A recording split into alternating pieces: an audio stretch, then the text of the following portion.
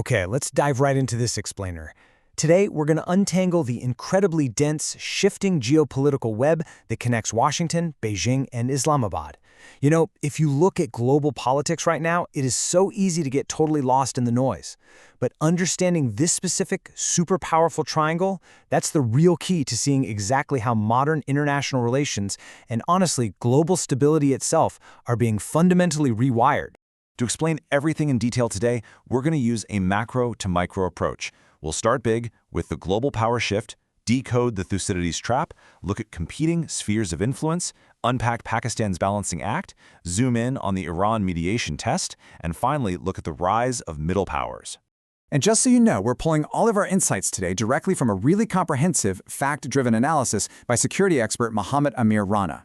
It gives us this fascinating, grounded look into how nations caught in the crossfire of superpower rivalries manage to navigate their own survival. All right, part one, the global power shift, from unipolar to fragmented. Think back to U.S. President Donald Trump's visit to China. During that trip, a massive, undeniable shift in diplomatic posture basically unfolded right in front of us. For nearly a decade before that, Beijing had been super careful. They completely avoided projecting themselves as a challenger, right? Instead, they cultivated this image as the leader of the global south, a steady, reliable partner.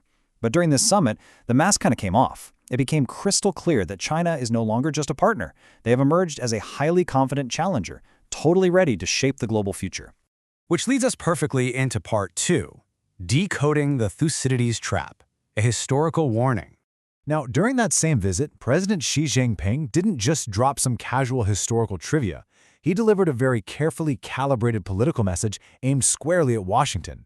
The Thucydides trap, if you're not familiar, refers to this highly dangerous dynamic where an established power feels deeply threatened by a rising one. By using that specific phrase, Beijing was subtly signaling that it views the U.S. as a declining power, one that's desperately struggling to preserve an international order that was built entirely for American interests. Moving right along to Section 3, Competing Spheres of Influence, focusing on economic giants and structural power. So, we are definitely not looking at your grandparents' Cold War here. It is not symmetrical at all. The U.S. still holds on to massive structural advantages that are incredibly hard to dismantle. We're talking about the foundations of the post-1945 order, the sheer dominance of the U.S. dollar, unmatched tech innovation, and deep, entrenched military alliances. On the flip side, China has spent the last 20 years completely transforming itself into the principal manufacturing hub across all of Eurasia. They essentially want the perks of great power competition, but without the messy military confrontation. They prefer to keep this rivalry strictly in the economic and technological lanes. Let's put some numbers to China's economic reality to really grasp the scale here. $6 trillion. That was their staggering trade volume in 2025. That is a level of global economic integration so massive that they are quite literally an unavoidable factor in any global diplomacy. You just can't isolate an economy moving $6 trillion in trade. The rest of the world has absolutely no choice but to navigate around it. And that brings us to our regional anchor in Section 4, Pakistan's Balancing Act. So where does Pakistan fit into all this? Well, they are positioned directly at the intersection of this great power competition, forced to walk a terrifying geopolitical tightrope. Because of their enduring regional rivalry with India, Islamabad really has limited appetite for long-term peace unless they can maintain strong, perfectly balanced ties with both Washington and Beijing. They rely on these relationships to offset their regional vulnerabilities. Absolute alignment with just one superpower? No way. That's not just impossible for Pakistan, it would be incredibly dangerous for their own strategic survival. Let's zoom in and see how this plays out in the real world with Section 5, the Iran mediation test.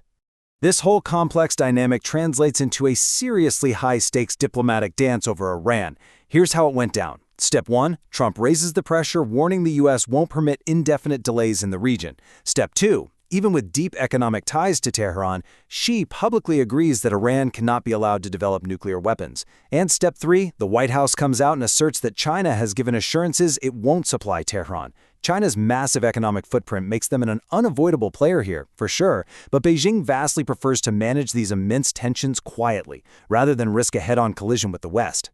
And this right here is where Pakistan's role becomes absolutely vital.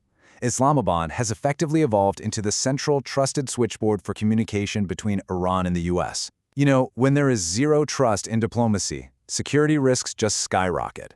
Right now, neither the US nor Iran appears to have another immediate, trusted intermediary channel they can use to replace Pakistan. That makes them an indispensable piece of the Middle Eastern puzzle. The timeline of this mediation right before Trump's visit is super fascinating if you track it. In Phase 1, Chinese media reports that Beijing actually urged Pakistan to step up its mediation efforts. But then, check out Phase 2. Pakistan's Foreign Office explicitly comes out and rejects the idea that they were acting under Chinese direction. They were fiercely protecting their independent credibility. Then, in Phase 3, China's underlying strategy is revealed. They basically reinforce their preference for Pakistan to take the visible leading role in reconciliation. It is textbook Chinese diplomacy. Limit your overt confrontation with the US, but quietly protect your strategic interest by letting middle powers take the visible lead. Actually, let's pause for a quick reality check here. Every single mediator faces a basic, harsh limitation. Yes, Pakistan has this incredibly unique opportunity to build vital trust with Washington and Tehran, totally strengthening its own geopolitical resume. But while they can facilitate the dialogue, they rarely possess the actual enforcement power to make anyone comply. Ultimately, mediation is a bridge to walk across. It's not a legally binding cage. Zooming back out for our final section, number 6, the rise of middle powers and this new geopolitical network. You see, Pakistan's specific mediation efforts aren't just happening in a vacuum. We are witnessing a massive global trend taking off, the rise of an emerging middle power network. We're talking about nations like Pakistan, Saudi Arabia, Turkey, Qatar, and Egypt. By operating as a loose bloc, these nations can negotiate their economic and strategic interests far more effectively than they ever could alone. For Pakistan, it's a game changer. It allows them to preserve their critical channels with Washington while simultaneously keeping a safe balance with the increasingly powerful China sitting right next door. So, what does this all mean for us? We've seen how a fragmented bipolar international system essentially forces smaller countries to rely on strategic flexibility just to survive. But as the US and China continue this massive structural rivalry, we're left with a really vital question. Is this new reliance on ad hoc, middle power diplomacy just a temporary band-aid for a fractured world? Or can the core values of credible mediation actually be institutionalized to build real trust and long-term peace? Honestly, it's the question that's absolutely going to define our global landscape for decades to come.